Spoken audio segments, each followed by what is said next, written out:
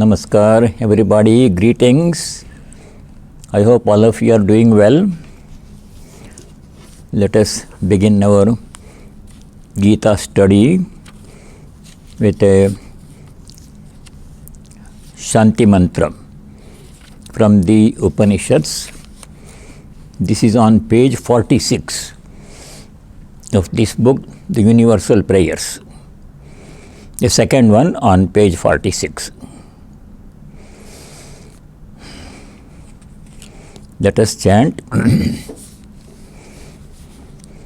Om Vāng me manasi pratisthita Mano me vaci pratishthitam Aviravir maedhi Vedasya manisthaha Shrutam me ma prahasi Anena adhitena ahoratran sandadhami Ritam vadishyami Satyam vadishyami Tanmāmavatu tadvaktāramavatu Avatu mam avatu vaktāram Om Shanti Shanti Shanti.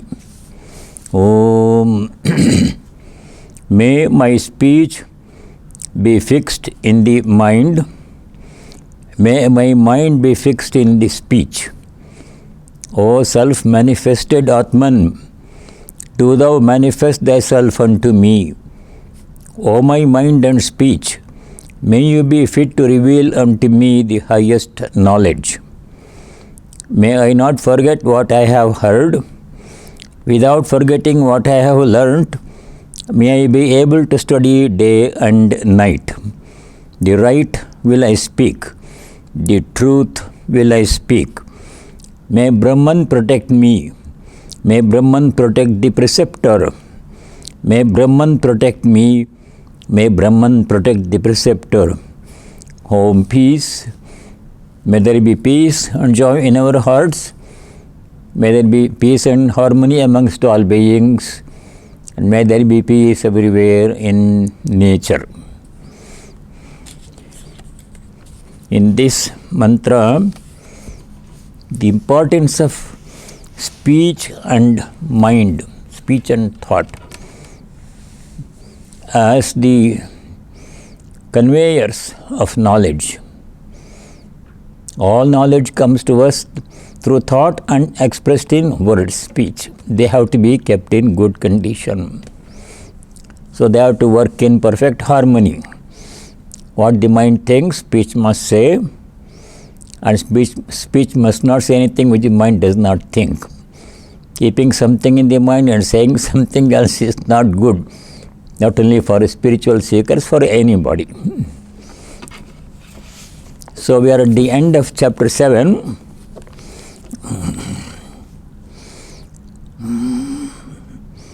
Chapter 7. Okay. We hope to finish chapter 7 today and maybe begin chapter 8 also. Verse number 26. 27, we were doing that.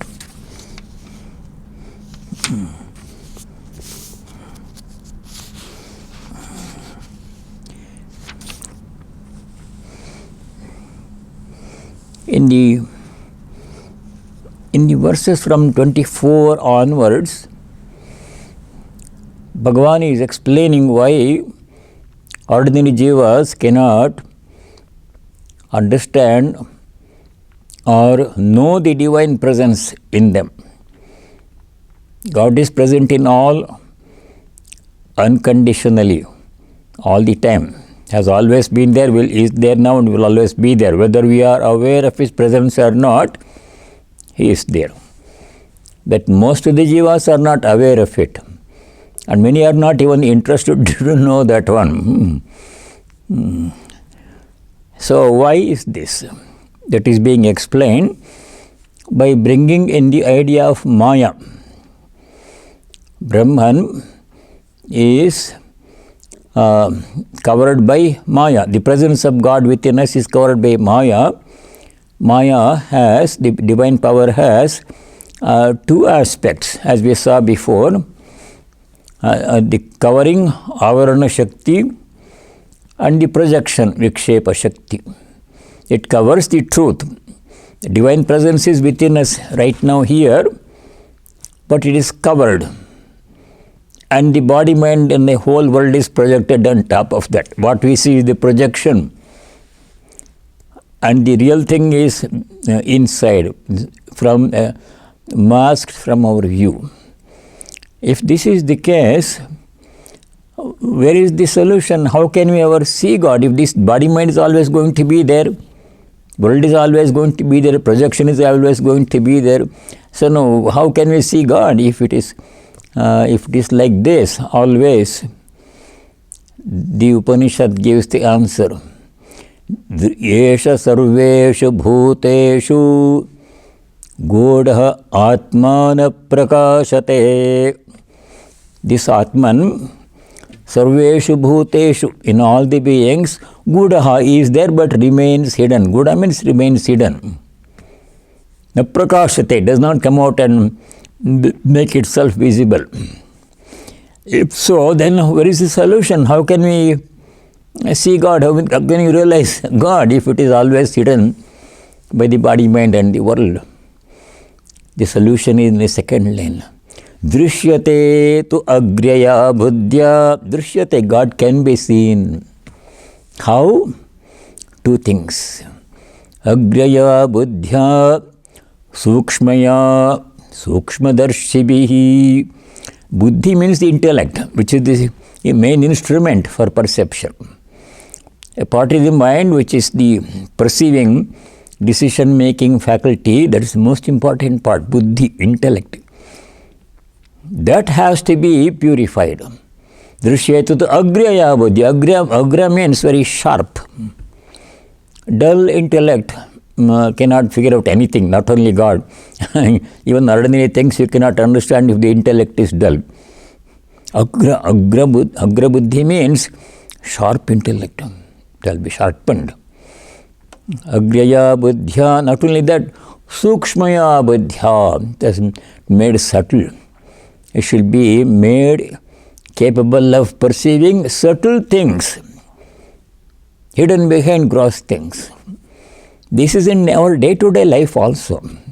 A person of dull intellect sees on the surface whatever impression he gets, that is all. He goes by that. A person of sharp intellect, he sees through the situation. If there is a situation, an ordinary person gets the outside view, just the gross view. That's all. But a person with sharp intellect knows what is really happening inside, that he can figure out. Some people can figure out. They are not misguided by the appearance. They will go straight to the heart of the matter and figure out what is really happening. That is Sukshma Buddhi, Agra Buddhi. With that, Drishyate, God can be seen. So here Bhagavan is saying in verse 25, this world is deluded by Maya and cannot perceive my presence. Let me read 20. We did this before. Let me read once again. Naham prakasha sarvasya yoga maya samavritaha mudhoyam nabhijanati loko mam ajamavyayam. Aham Yogamaya samavritaha. I am covered by Yogamaya. Brahman covers itself with Yogamaya. That's the divine. Why, if you ask why he should cover himself, why not he be visible? There is no answer to that. Devotee said Leela, Daivi Leela, divine sport. Why this creation? No answer. Divine sport, we can say. We have to deal with it. It is there. Aham yogamaya samavritaha. I am covered by my delusive yogamaya. Sarvasya na prakashaha.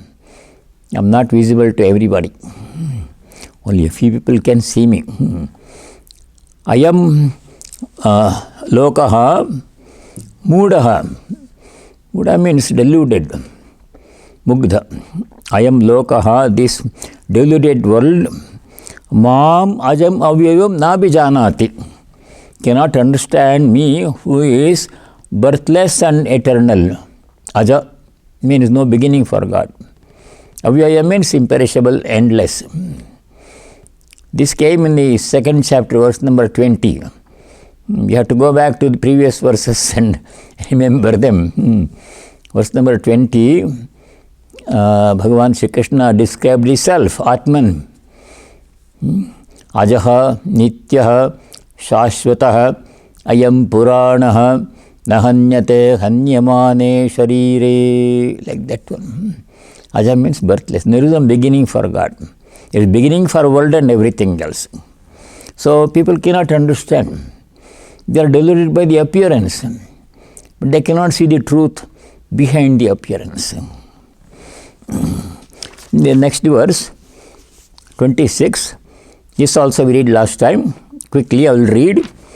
Vedaham samatitani vartamanani charjuna bhavishyani cha bhutani mam tu vedana kaschana. Aham, this means the Lord. Sarvani bhutani veda. All beings I know.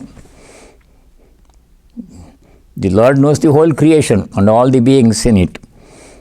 Samatitani bhutani. Those who were in the past, existed in the past, those beings. Beings means all kinds of beings, not only human beings. All beings. Samatitani bhutani. Those beings who were there before, in the past. Vartamanani bhutani. Those beings who are there present now. Bhavishyani cha bhutani. Those who are going to come into existence in the future. Sarvani bhutani. Aham veda. I know. Mam tu vedana kastana. No being knows me. Some people know. That came in, that will come later in the 7th chapter. Of thousands of people, a few people really seek to know God. Most people are not interested. Even if they worship God, they worship God for some worldly thing, not to know God.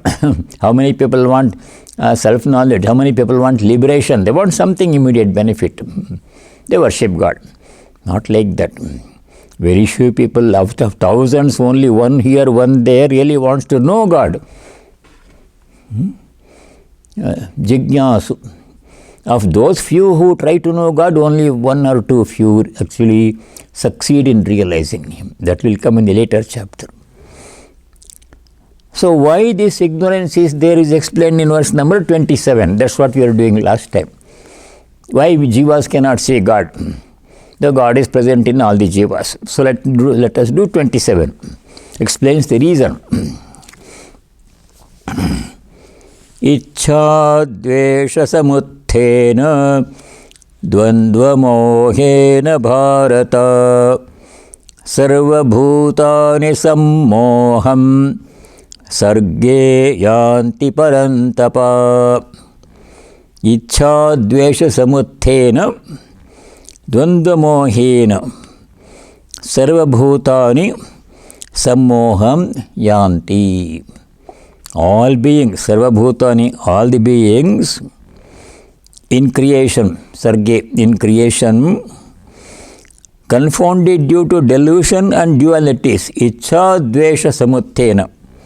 Two things are there which make it impossible to see God. Only two things are there. If you can tackle them, you can see God. What are they? Ichcha dvesha. You will understand what this means. Ichcha dvesha samuthena dvandva mohena. Dvandva means a pair of two. A pair of two problem, disadvantages, weaknesses. Ichcha dvesha. Sarva bhutani, all the beings, sarge sammoham yanti. They become deluded. Because the dualities born of attachment and aversion. So why are beings deluded? Because almost all beings have ichha dvesha. Ichha means desire for something. Dvesha means dislike for something. I like this, I don't like this. This pair of duality, pair of opposites, I like it, I don't like it. I want it, I don't want it. This is good, this is bad. So we are caught up in this pair of duality, ichha dvesha. The mind is influenced by like and dislike in everything we do, in our thoughts, in our speech, in our interactions with people, in our work, how we do the work. If two people do the same work, they do it in different ways because they are influenced by their likes and dislikes. Under the same conditions, if two people are asked to do the same work, they do it in different ways, producing different results. Why? Each person has his own ichha dvesha, his way of preferred way of doing things. He doesn't like this one, he likes to do this way, not in. The other person is the opposite. What this person dislikes, he likes. And what this person likes, he dislikes. They do in different ways. Everybody is influenced by our likes and dislikes, not only in our work, in everything, in our relationship with people. When I see somebody, my relationship with that person depends upon whether I like him or not. That is true of everybody. Our likes and dislikes dictate our relationships. If somebody comes whom I like very much, I treat that person in one way. If somebody comes whom I don't like it, I treat the person in a different way. That is not what Gita says. You should treat everybody alike. 5:18. Remember? Vidya vinaya sampanne brahmane gavihastini shunichaiva shvapakecha pandita samadarshinaha. Samadarshitva means same-sightedness. Whether a person is the highest caliber, with the highest degree qualification and endowed with humility, or a lowest person, shapaka, in society, poor person, no education because of circumstances, or an animal, cow, dog or elephant. All of these things, in all these things, the same divine is present. Therefore, you have to treat them with kindness and gentleness. That is Gita instruction. But do we do that? When you see somebody deal with somebody, you are more likely to be influenced by your likes and dislikes. That is why that clouds the mind. Our likes and dislikes cloud the mind and prevents us from seeing the divine presence within us. That is explained in verse number 27. Ichha dvesha samuthena dvandva mohena. Raga dvesha, likes and dislikes. Attachment and aversion. Sarvabhutani sarge sammohamyanti. In creation, all beings become deluded by their likes and dislikes. One has to be very objective. So that is the reason why we cannot see God. Ichha dvesha. Now we go to verse number 28. This we have to do. Who can see God then?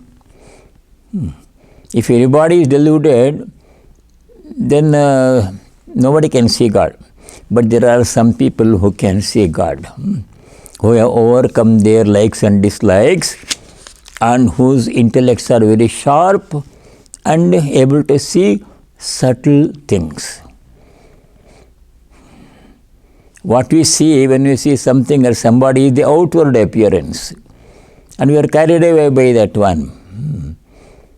But a person of subtle intellect is not carried away by the outward appearance. That person can see the heart of the matter. What that person really is, he can figure out, regardless of appearance. Such people who have very sharp intellect, incisive intellect, they can perceive the divine presence in all, regardless of appearance and behavior. So that kind of intellect we have to develop. So those who have done that one, they can see God in all and everything. That is explained in verse number 28.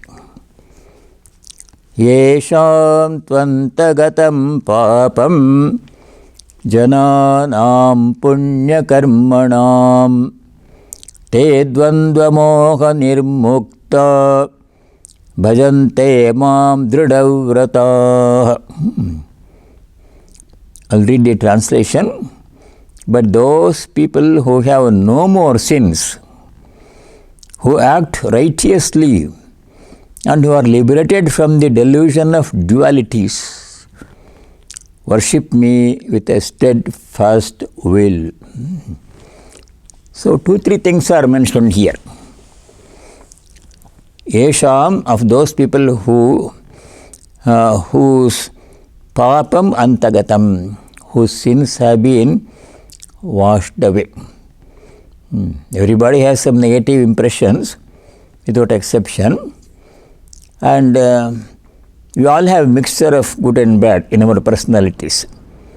We have done something good, we have done something bad, and those good and bad impressions are in us, and that is what we are. We are not perfect now, and we are not totally hopeless also. We are in between. So those people who have washed away their impure impressions, samskaras, by virtue of spiritual practices, any kind of spiritual practice. Yesham papam antagatam, yesham jananam papam antagatam. Those people whose sins have been washed away. Punya karmanam, those who are doing good deeds, meritorious deeds.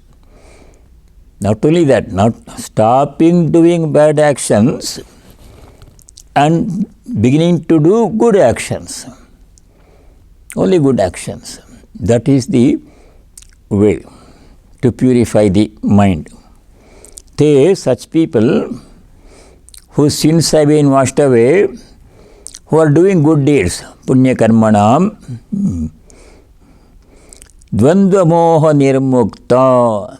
Dvandva moha means in the previous verse, ichhadvesha, nirmukta, they have become free from likes and dislikes, attachment and aversion.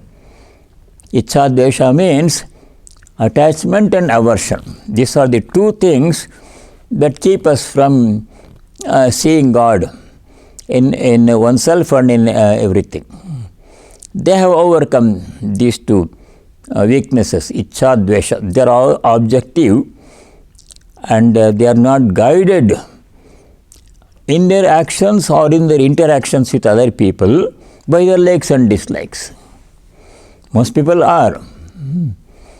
In our actions and interactions with others, we are guided generally by likes and dislikes. But we have to be objective. We have to keep aside our likes and dislikes. You have to deal with everybody, seeing God's presence in them, and you have to do every work as worship of God. That we have seen before. Two things you have to keep in mind.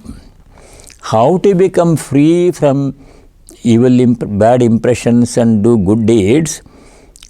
Two things we have to keep in mind. When we do some work, any kind of work, we have to remember to do it as worship of God. That we have seen before. It will come again. Many times it has come in before in the chapters 1 to 5. 1 to 5. This chapter also. It says, we have seen, dedicate all actions to me, Bhagavan says, Mayi sarvani karmani sanyasya. Chapter 3, verse number 30, very important verse. It begins with this instruction, Mayi sarvani karmani sanyasya, dedicating all actions to me, performing all actions as my worship. So that is one thing, keeping aside my likes and dislikes. Some work has come to me to do, I may either like it or dislike it. If I dislike it, I don't want to do. If I like it, I am attached to that work. Not like that. When once any work comes, we should welcome it as an opportunity to worship God. All work is an opportunity to worship God and make spiritual progress. Work must be welcomed as opportunity to worship God. So then mind becomes pure. We will be doing good deeds, punya karma. One thing. Second thing we have to remember is, when we see something or somebody, need not be a person, any object, any animal or plant or anything that we see, we have to remember that God is present in that being. Act accordingly. If God were to present Himself before you, how would you treat Him? Greatest love and devotion, right? Fall at His feet and praise Him, and I will be overwhelmed by seeing God. But He comes in the guise of ordinary people and ordinary things.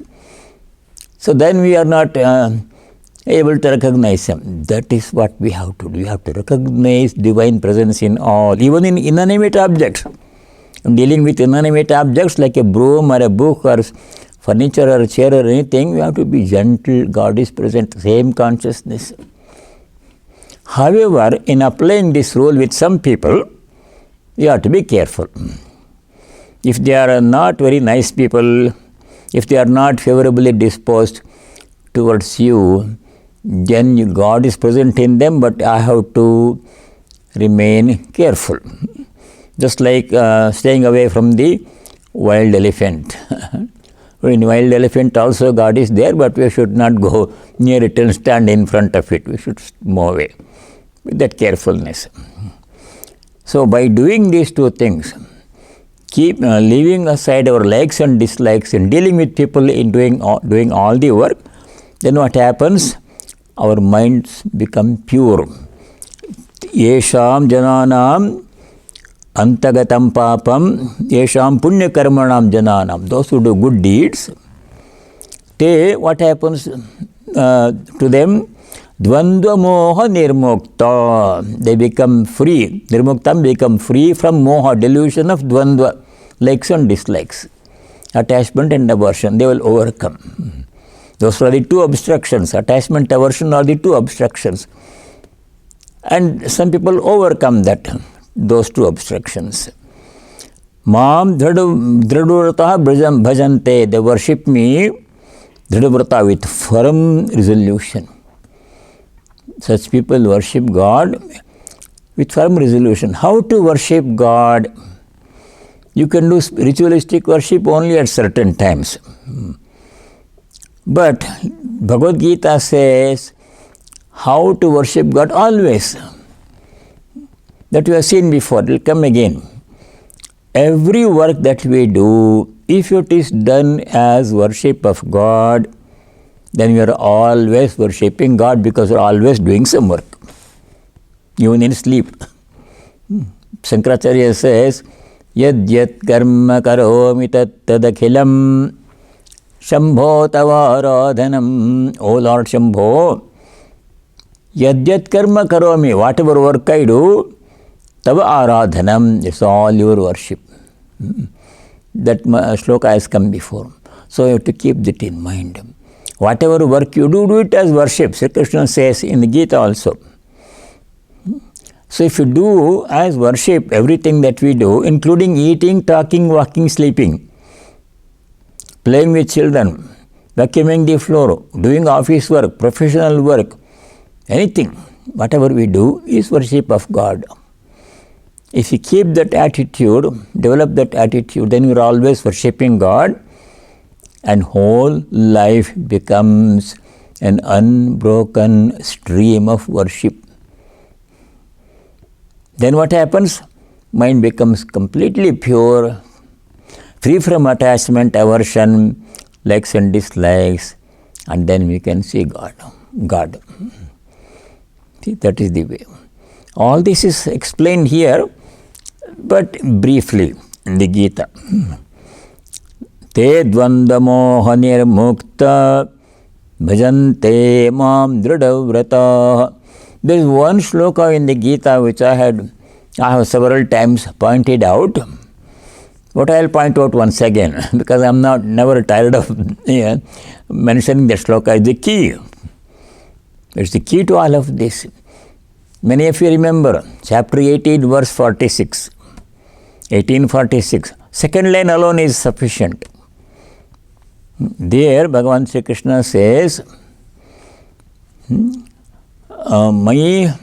there Sri Krishna says, Swakarmana tamabhyarcha siddhim vindati mānavaha.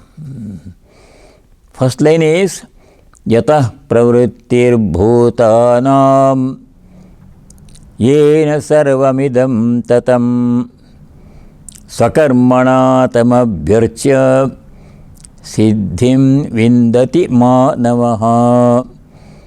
It's a very nice verse, very important verse. Swakarmana, by doing our own work, everybody's duty is different and it changes with the time. Tamabhyarcha, worshipping him. Tam means him. By worshipping him, by doing all our duty as worship, what happens? Mānavaha, a human being, siddhim vindati, achieves perfection. Perfection means purification of the mind, which leads to divine realization, God realization. If the mind becomes pure, obstruction is removed, presence of God becomes immediately visible. So they purify the mind by doing everything as worship. If you ask, whom are we worshipping? Tamabhyarcha. Kamabhyarcha? First line gives the answer.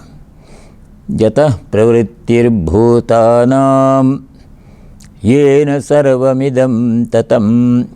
From whom all the beings have come, and by whom all the beings are pervaded, whole thing is pervaded. By worshipping him, by doing all our work as worship, we achieve perfection. 1846.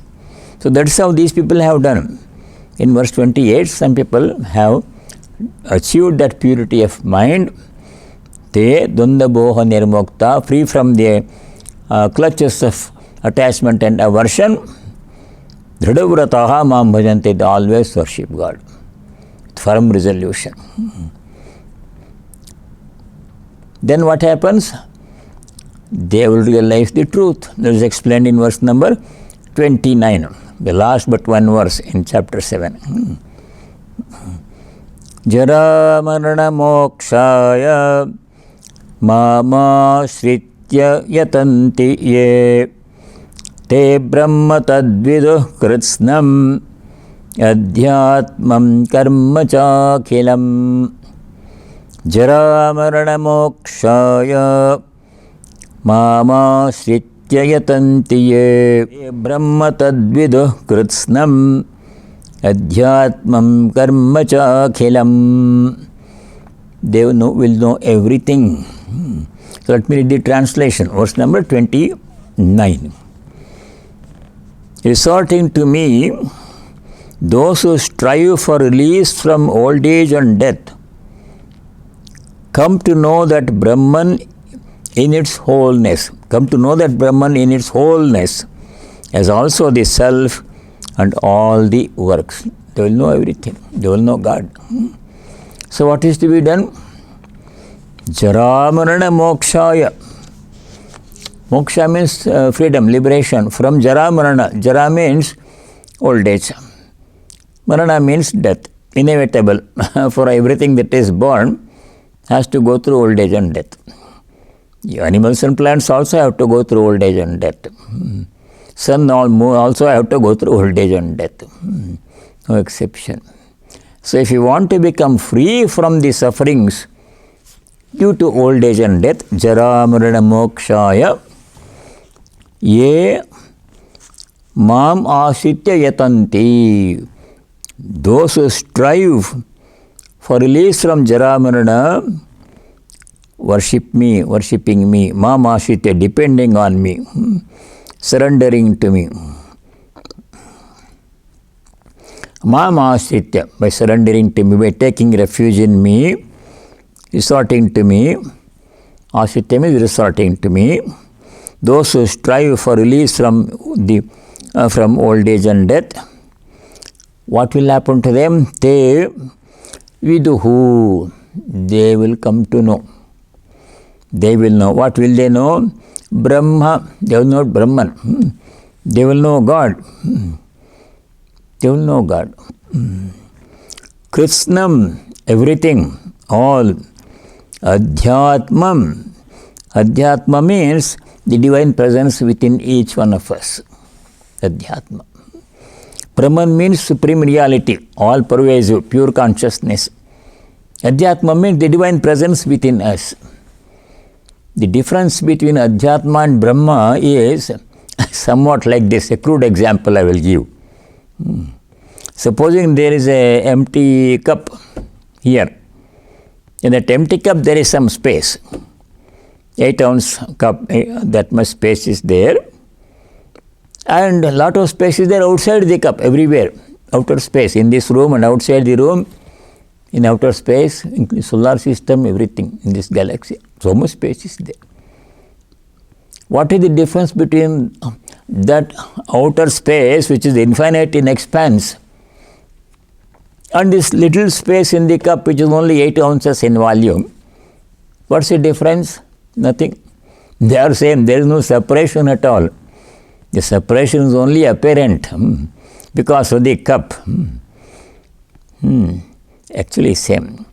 Adhyatmam, Brahmam are same, but we have a feeling of separation because of association with this particular body and mind. So that divine presence within us. That is Adhyatmam. Brahma means entire Paramatman, supreme reality.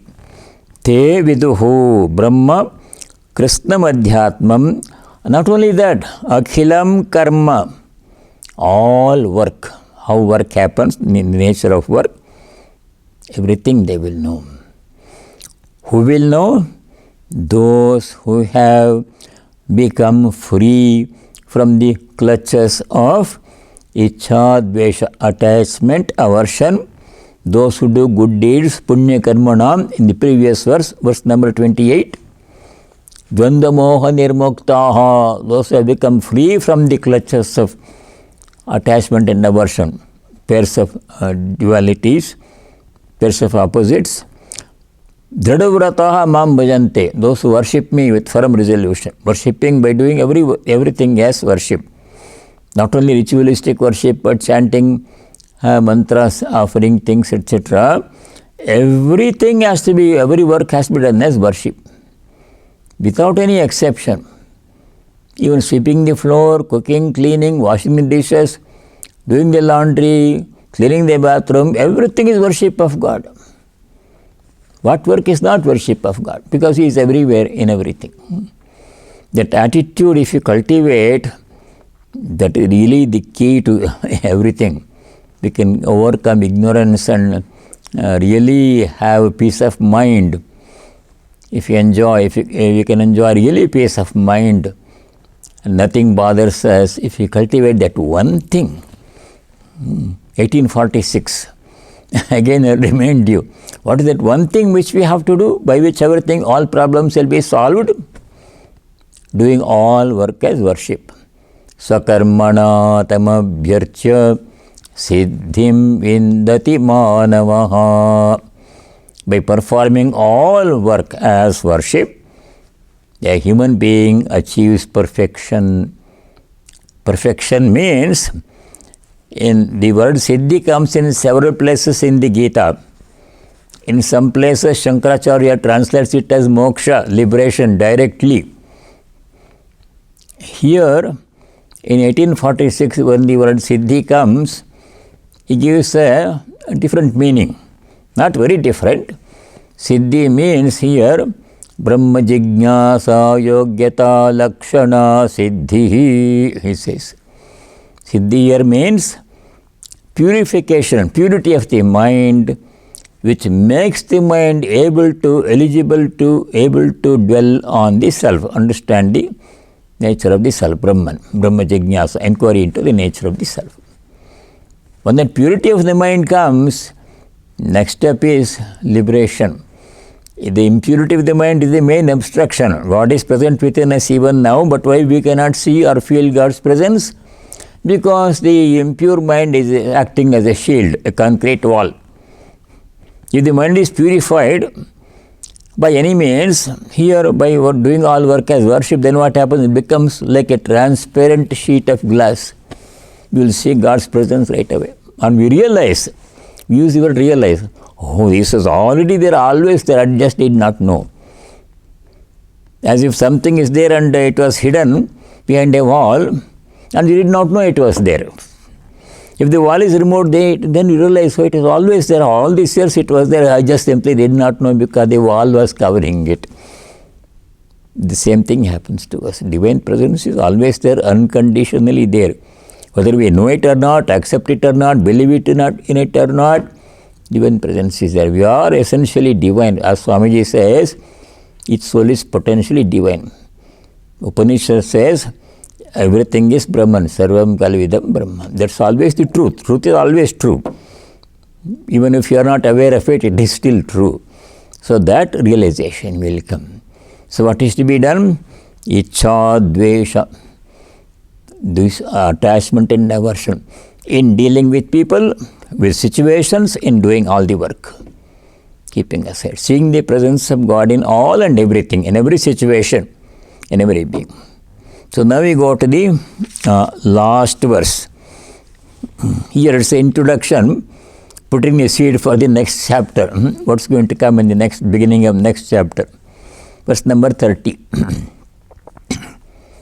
साधिभूताधिदैवं मां साधियज्ञं च ये विदुः प्रयाणकालेऽपि च मां ते विदुर्युक्तचेतसः.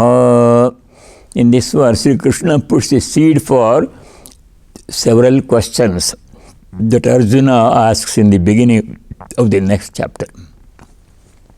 साधिभूताधिदैवं मां साधियज्ञं च ये विदुः प्रयाणकालेऽपि च मां ते विदुर्युक्तचेतसः. स अधिभूतं अधिदैवं. Along with sa means along with prefix. Sa adhibhutam adhidaiva. Along with adhibhuta adhidaiva, what are these? We'll understand. Sa adhiyajñam. Three things are mentioned here. Adhibhuta, adhidaiva, adhiyajña. Ye viduho, those who know these three things. And most important one is the fourth one. These adhibhuta, adhidaiva, adhiyajña, they are only definitions. We are not going to worry about them, spend any time on them. Sri Krishna himself does not spend any time on them. They are only one-word definitions. Most important thing in next chapter that is going to come in the second line of verse 30. Prayana kale pichamam te viduryukta chetasaha. Know me on divinity, know me also at the time of departure from this world, their minds being concentrated. Yukta chetasaha, mind being concentrated at the last moment of this life. Prayana kala means, prayana means travel. The final travel, departure. Prasthana, mahaprasthana. At that time, prayana kale, mam te viduhu, they will know me. In the 8th chapter, one thing that we have to know, just in advance notice, one thing that we have to not worry about, adhyatma, adhidaiva, adhibhuta, all those things are one-line definitions. No, we don't have to worry about them. Arjuna asks 7 questions in the first 2 shlokas. A barrage of questions Arjuna asks in the beginning of chapter 8. Out of them, 6 Sri Krishna dispenses with within 2-3 lines. 7th one, he dwells on it at length, several shlokas. So we'll study that one. Now before we begin the 8th chapter, I want to highlight a few shlokas from the 7th chapter. Just a few. So from beginning of 7th chapter, in verses 4, 5 and 6, Sri Krishna describes two aspects of everything in creation. Everything in creation, whether you take a human being, animal or plant, or any object in nature, such as the sun, it has two aspects. One is the material physical aspect which is visible. This table, for example, is visible. You can touch it and deal with it, solid matter, or so we think. But that does not exhaust the whole of it. There is something else which is hidden from our view. There is spiritual, like the consciousness part in it. It is there. Everything is a combination of matter and spirit. Everything is called, there is an expression in Vedanta, Chit Jada Granthi. Chit Jada Granthi, everything. People, animals, plants, everything, nature. Chit means consciousness. Jada means inert matter. Granthi means knot or combination. So what we see is only the Jada part. The Chit part we don't see. It is there. Really, that is the main point. So those are explained in the 3 verses, 4, 5 and 6. There Sri Krishna said everything is made up of two aspects. Apara Prakriti, Para Prakriti. Apara Prakriti was described in verse number 4. Bhumira po nalo vayu kammano buddhirevacha ahankara iti yamme bhinna prakritirashtada. This is Apara Prakriti, explained in verse number 4 in chapter 7. It has 8 parts in it, Ashtadha, 8 parts. You don't have to remember these 8 parts. Bhumira Ponala, of the 5 elements, the 5 great elements, subtle elements, Tanmatras, māmabuddhayaḥ, 3, 8. They constitute the physical part, Apara Prakriti, in us, in everything in nature. Verse number 5 says, begins Apara Yam. Yam means this, described in the previous verse number 4, this Apara. This Apara. Other than this, itasvanyam, other than this one, may para prakriti midhyave, para prakriti also. Para means supreme. What is that para prakriti? Apara prakriti is physical material part in us. What is the para prakriti? Jiva bhota mahabaho yayedam dharyate jagat. That is the one that supports you, provides a life principle, jiva bhota. Life principle in us. You are not just physical material beings, you are alive, you are conscious. Consciousness is there, we are doing things. What is that? It makes us do things, being alive. And the para prakriti of God. So everything is made of these two things, he says. So this topic will come again in later chapters. One thing I want to tell you. So many ways, in so many ways, this creation is described in Gita and other books. These are different views from different perspectives. Here it says para prakriti, apara prakriti. 13th chapter he says the physical part is called kshetra, the conscious part is called kshetrajna. Different name, different definition, same thing. So material part, his 8 things as given here. In the verse number 4, 5 elements and māmabuddhayaḥ, 8 things are called apara prakriti, physical part. In 13th chapter, the same physical part is described as kshetra having 24 parts. You see, same thing. Some place they say this human personality has 3 bodies, subtle body, gross body, causal body. Some place in the Upanishad it says the human personality has 5 koshas, annamaya kosha, pranamaya kosha, manamaya kosha, all those things. All these are different ways to describe the same thing. It may appear confusing, different. Once here it says see this, in other places says that, what you? So it's confusing. So don't worry. I give an example. Supposing there is an object, the Himalaya mountains. Now, how does it appear? Depends upon from where you look at it, right? If you look at the Himalaya mountains from India side, from Indian side, it looks one way. All the mountains profiles look one way from the Indian side. Mayavati, if you go, the Himalayas, Advaita Ashrama is there, you look all the ranges. Very nice.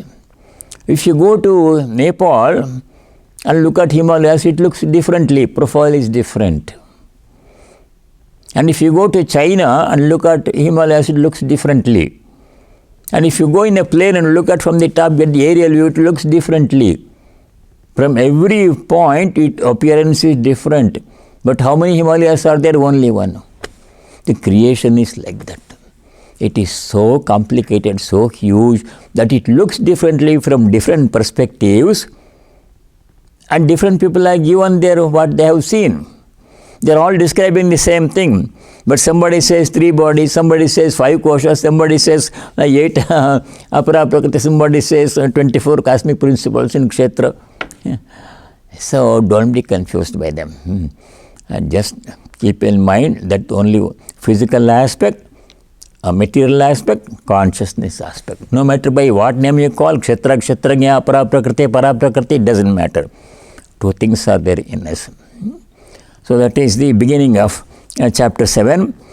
Then 4 to 6.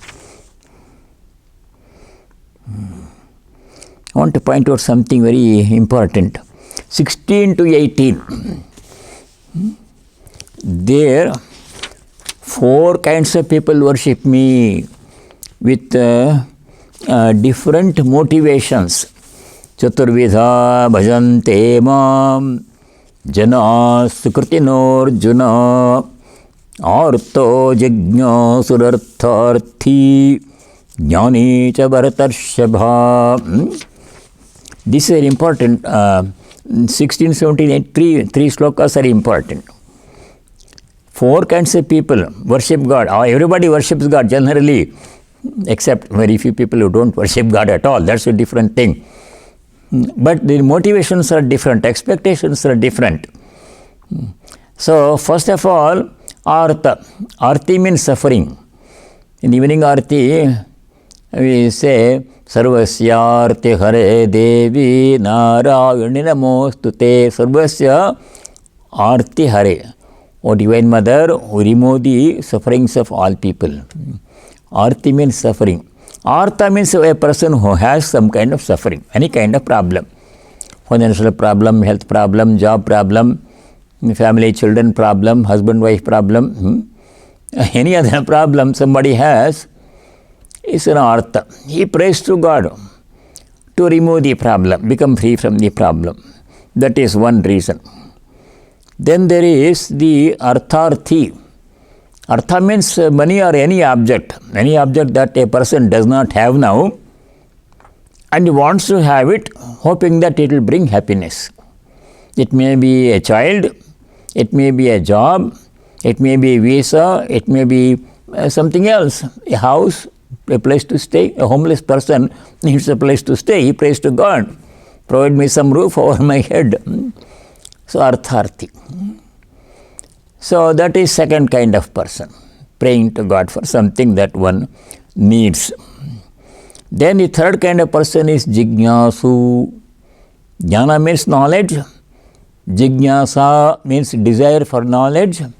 Jignasu means one who has desire for knowledge, one who wants to know God, not worldly knowledge. He is not seeking worldly knowledge. He is seeking knowledge of God, noble objective. So these 3 people, they worship God asking for something, seeking something from God. That is one kind of devotion. Sri Ramakrishna calls it beginning devotion, Vaidhi Bhakti, seeking something. The 4th person, Jnani, he does not seek anything at all. He still worships God, loves God only for the out of pure devotion, love, but no seeking. Even if problem is there, he does not ask God to remove the problem. Swami Brahmarupananda had this most serious health problem. He didn't ask God to remove the problem. Sri Ramakrishna also refused to ask Divine Mother to cure the disease that he had. His devotees, disciples urged him to pray to Divine Mother to remove the cancer. He said, no, I can't ask Divine Mother to cure me of this disease. He refused. So that is Jnani. Even if the Jnani has a need for something, he will not ask. He will leave everything to God. God knows what we need. He will provide what we need. That promise God has given. It will come in 9th chapter, verse 22. There he says, those who are devoted to me, I shall provide what they need and protect what they have. Ananyās chintayanto māṃ ye janāః paryupāsate teshām nityābhiyuktānām yogakshemam vahamyaham. God has promised. Those who are always worshipping me with steadfast devotion, I shall provide what they need. Yoga means providing what some person needs, which is absent now. Kshema means I'll protect what they have. I'll do both. He has promised. So why we should remind him again and again? He already knows what we need. He knows better what we need than we know. I think I need this, but he says, no, you need this one. He knows us better. So let us leave it to him. That is Jnani. No seeking. So, the important point here is, no matter for what reason you worship God, seeking, asking God to remove a problem, asking God to give something which you need, which you don't have, asking God for knowledge, or not asking anything. For whatever reason you worship God, you are doing the right thing. Udara sarva evaite jnanitvatmaiva me matam. Verse number 18. All of these people are noble people, he says. And one thing that we have to remember is, if somebody is worshipping God for something, asking for something small, like a promotion, a person is stuck in the office and he wants to get a promotion, he prays to God. Should we look down upon that person? Sri Krishna says no. That's what he needs. He thinks he needs at that time. He's praying to me. For whatever reason we pray to God, if we pray to God, that itself is a good thing. For whatever reason, if we pray to God, the fact that we are praying to God, going to God itself is a good thing. They are all to be respected. Udara sarva evaite. Don't put down anybody. I may say I am seeking knowledge of God, but he is seeking a promotion or a child, such a low person. No, not like that. Nobody should be condemned. The very fact that a person thinks about God, for whatever reason, goes to God, that makes him a devotee. However, it takes a long time for a person to move from seeking the small things to not seeking anything. From a artharthi to become a jnani, that progression happens in everybody's life. Eventually everybody will get pure devotion. But it is a slow process. It takes a long time for one to realize, I am praying to God, why should I ask for these small things? Why not I ask for moksha, liberation, or for pure devotion or knowledge? That realization will come to everybody, but it will take a long time. So it may take several lifetimes. So that's why he says, Bahunam janmanam ante jnanavan mam prapadyate. That is verse number 19.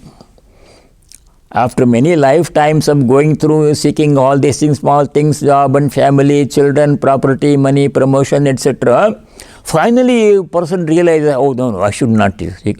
I should seek only liberation, I should seek only God, not his gifts. Sri Ramakrishna says, when you go to a rich man's house, people are enamored by the property. How is a big garden he has, how many bungalow, how big bungalow he has, how many rooms are there, how many servants are there. That's why they're not interested in knowing the owner of the house. Same thing here. God is the owner. We should know God, not his other creation in the wealth in the creation. If you know God, everything will come to us. So that realization will come after many lifetimes. Verse number 19. Bahunam janmanam ante, after many life cycles, jnanavan mam prapadyate, jnani achieves me, reaches me, takes refuge in me. Vasudeva sarvam, God alone is all in all, nothing else. That firm conviction should come. Matparaha, God is the highest supreme, nothing else matters. Everything else is unimportant. Iti samahatma sudurlabha. To come to that conclusion, it takes a long time. And such a person who has that conviction that God is all in all, nothing else is important, is a Mahatma. Sudurlabha means a rare person. Rare person. So like this, we saw some interesting verses, 16 to 18, 19, Bhuvanam Jarmanamante that we saw. And today we saw, though God is present in all and everything all the time, why are we not able to see or God as or feel His presence? Two obstructions are there. What are they? Ichha, dvesha, raga, dvesha, desire, attachment and aversion. If you can overcome that attachment and aversion in all our transactions, in all our relationships, other people, animals, plants, in all our work, if you can remain, if you can see the presence of God and do it, all work as worship.